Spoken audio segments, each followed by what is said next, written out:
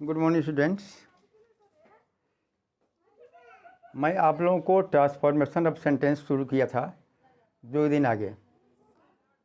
मैं आप लोगों को बताया था कि ट्रांसफॉर्मेशन ऑफ सेंटेंस में क्या होता है। उसमें होता क्या है कि किसी भी सेंटेंस का हम केवल उसका रूप परिवर्तन करते हैं, किंतु उसका मीनिंग में कोई फ़र्क नहीं होता है। यदि मान लीजिए कि किसी भी सेंटेंस का हम किसी भी सेंटेंस का जो फॉर्म होता है उसका केवल परिवर्तन करते हैं, किंतु उसका मीनिंग में कोई फ़र्क नहीं होता है। मैंने एग्जाम्पल में आप लोगों को बताया था, जैसे एक हम सेंटेंस लेते हैं छोटा सा कि he is a good boy, वह एक अच्छा लड़का है। यदि इसी सेंटेंस को हम बोलते हैं कि he is not a bad boy, तो आप क्या महसूस कर रहे हैं? जो पहला सेंटेंस था he is a good boy और दूसरा जो हमने सेंटेंस बोला he is not a bad boy,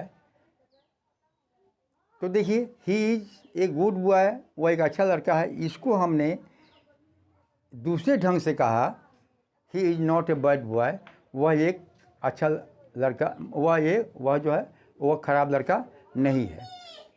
तो दोनों बातें की हुआ।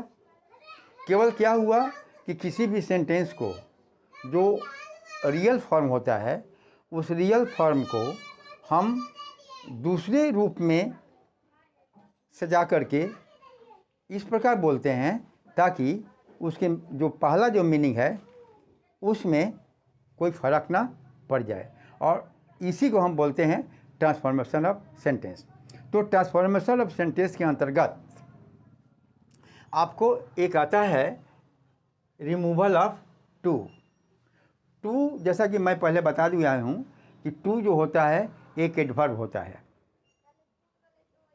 कुछ ऐसे सेंटेंस आपको ग्रामर में यानी ट्रांसफॉर्मेशन ऑफ सेंटेंस के अंतर्गत कुछ ऐसे भी सेंटेंस आते हैं जिसमें टू लगा रहता है। टू का देखिए, टू का हिंदी मीनिंग तो अनेकों हो सकता है। प्रयोग के आधार पर टू का मीनिंग कहीं भी होता है, आल्सो, कहीं एक्सट्रीमली, कहीं बहुत अधिक होता है। भी टू का मीनिंग कहीं माने एक्सट्रीमली होता है, बहुत अधिक होता है ना। कहीं कहीं माने टू का मीनिंग होता है कि माने इतना अधिक जितना नहीं होना चाहिए।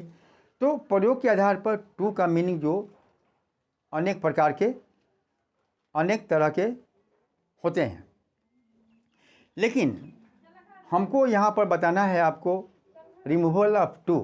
यदि कोई ऐसा सेंटेंस हो जिसमें टू लगा हुआ हो, TOO टू लगा हुआ हो, तो उसका हम ट्रांसफॉर्मेशन कैसे करेंगे। और हमको ट्रांसफॉर्मेशन इस प्रकार करना होगा ताकि जो उसका पहला मीनिंग है उसमें भी अंतर नहीं आना चाहिए। तो देखिए, रिमूवल ऑफ टू के अंतर्गत 4-5 पैटर्न के आधार पर सेंटेंस आपको मिलेंगे, जिसमें से पहला पैटर्न है two plus adjective plus infinitive construction. जो रिमूवल ऑफ टू वाला जो सेंटेंस आपको मिलेगा, एक सेंटेंस ऐसा मिलेगा जिसमें टू रहेगा, टू के बाद एडजेक्टिव रहेगा और एडजेक्टिव के बाद इन्फिनिटिव कंस्ट्रक्शन रहेगा। तो यदि हमको ऐसा कोई सेंटेंस मिलता है, यदि हमको इस सेंटेंस पर यदि कोई हमको ऐसा सेंटेंस मिलता है और यदि उसको ट्रांसफॉर्मेशन करना है तो हम कैसे करेंगे, इसको हम डिटेल आपके सामने बताने जा रहे हैं। काइंडली आप लोग ध्यान से समझिएगा। देखिए, यदि हम इस टू को यदि हम रिमूव करते हैं तो टू जो है आपका शो हो जाएगा। ध्यान दीजिएगा, ये टू जो है जब हम टू को रिमूव करेंगे तो टू को रिमूव करके यानी टू को हटा करके जब पहले सेंटेंस को हम दोबारा रीराइट करेंगे तो उसमें टू के बदले पर जहाँ टू है वहाँ पर शो हो जाएगा, और एडजेक्टिव जो है वो एडजेक्टिव जेम कहते हैं रहेगा। इसके बाद दैट क्लॉज आएगा, और दैट क्लॉज के साथ में जो वर्ब होगा वो निगेटिव वर्ब होगा। बस इतना ही चेंज करना है। तो ध्यान दीजिए यहाँ पर एग्जाम्पल देखिए, एग्जाम्पल ज़्यादा समझेंगे आप। जैसे एग्जाम्पल 1 है, he is too weak to walk. थोड़ा सेंटेंस पर गौर कीजिए, he is too weak to walk. पहले हमको ये देखना है कि जो पैटर्न है, पैटर्न पर ये सेंटेंस फिट करता है कि नहीं करता है। देखिए टू आया, ठीक है, टू के बाद में यहाँ एडजेक्टिव है, तो देखिए यहाँ भी एडजेक्टिव है, ठीक है, और एडजेक्टिव के बाद में इन्फिनिटिव, देखिए यहाँ पर इन्फिनिटिव है, टू वॉक इन्फिनिटिव है। तो अब इसका जब इस टू को हम यहाँ से रिमूव करेंगे, जब टू को रिमूव करेंगे तो देखिए यहाँ लिखेंगे ही इज। तो जब टू को रिमूव करेंगे, टू को जब हम हटाएंगे, फिर जब इस सेंटेंस को रीराइट करेंगे यानी ट्रांसफॉर्मेशन करेंगे, तो देखिए इस टू की जगह पर क्या कर देंगे हम, सो, और यह जो एडजेक्टिव है वो ज्यों के त्यों आ जाएगा, सो वीक, ठीक है। तो हो गया ही इज सो वीक, ठीक है। अब ये जो टू वॉक जो इन्फिनिटिव है उसकी जगह पर दैट क्लॉज आएगा। तो यहाँ पर लिखेंगे हम दैट, और इस दैट के बाद में ये जो यहाँ पर सब्जेक्ट है यहाँ आ गया दैट ही, और इसमें हम कैन नॉट या शुड नॉट लगाते हैं। तो हम लिखेंगे that he can not walk. अब देखिए, अब आपको एक गौर करना है कि he is too weak to walk, वह इतना कमज़ोर है कि चल नहीं सकता, पहला सेंटेंस का मीनिंग है, ठीक है। अब हमको देखना है कि जब हम he is too weak to walk को जब हम ट्रांसफॉर्म कर दिए, यानी टू को हटा करके रीराइट किए हैं, तो हमको देखना है कि उसका मीनिंग क्या होता है, पहले जैसा है या उसमें परिवर्तन हुआ है। तो देखिए he is so weak that he can not walk, he is so weak that he can not walk, वह इतना कमज़ोर है कि वह चल नहीं सकता। आप थोड़ा गौर कीजिए, दोनों के मीनिंग में क्या फ़र्क हुआ, नहीं, फ़र्क नहीं हुआ। पहला का भी मीनिंग है he is too weak to walk, वह इतना कमज़ोर है कि वह, यानी वह चलने में बहुत कमज़ोर है, चलने में बहुत कमज़ोर है। इसका मतलब है उसमें नेगेटिव भाव छिपा हुआ है कि वो आसानी से चल नहीं सकता, वो इतना कमज़ोर है कि वह चल नहीं सकता। ठीक उसी भाव को हमने दूसरा सेंटेंस में किया, he is so weak that he can not walk, वह इतना कमज़ोर है कि वह चल नहीं सकता। दोनों का मीनिंग सेम है। दूसरा सेंटेंस देखिए, you are too young to go out. Young का मतलब क्या होता है, यंग माने छोटा।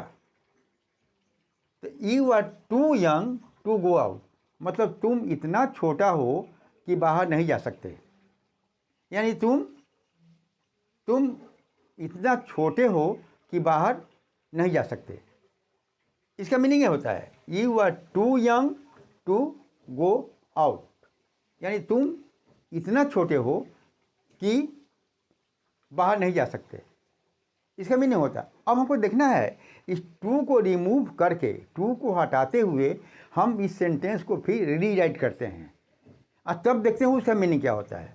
तब देखिए बताया था आपको, तो यू आर, ये टू को शो कर दीजिए और यंग ज्यों के त्यों लाइए। अब इसके बाद में दैट कंस्ट्रक्शन शुरू कीजिए।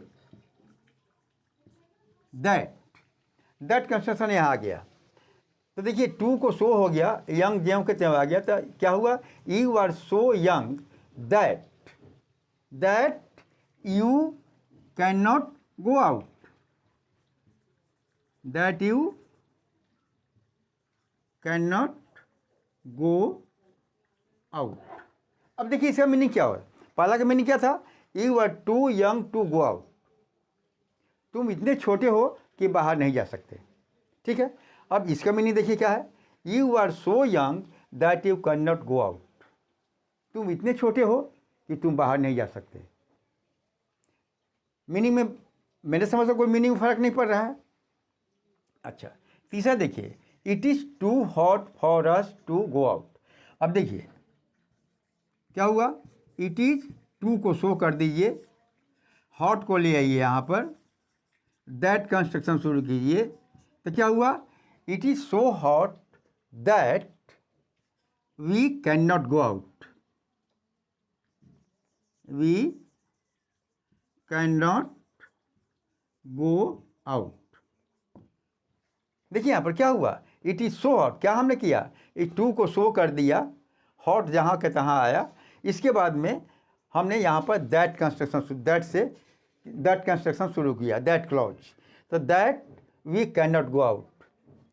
पहला का मीनिंग क्या था, it is too hot for us to go out, मतलब इट इज़ टू हॉट माने इतनी गर्मी है कि हम बाहर नहीं जा सकते। हमने उसी सेंटेंस को, पहले सेंटेंस को, टू को हटाते हुए रीराइट किया कि it is so hot that we can not go out, माने इतनी गर्मी है कि हम लोग बाहर नहीं जा सकते।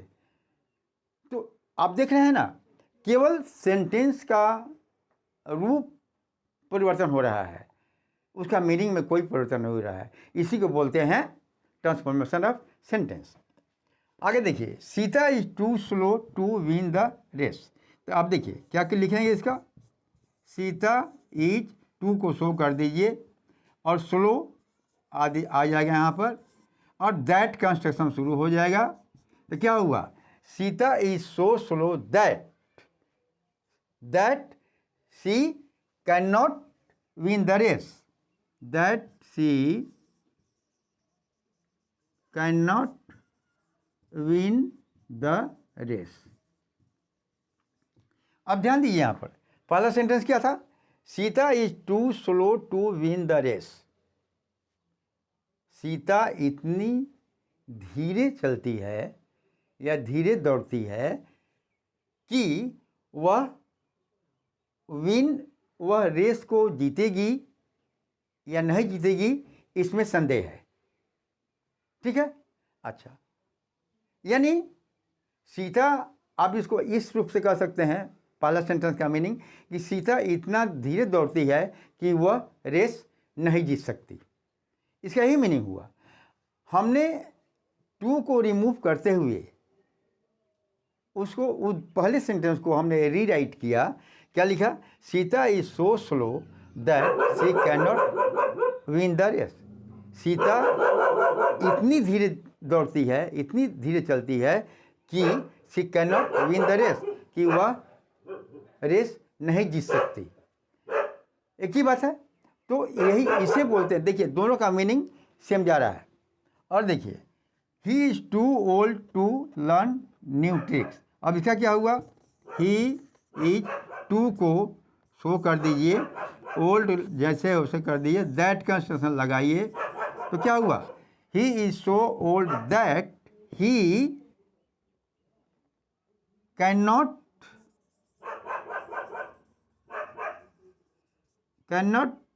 Learn new trick.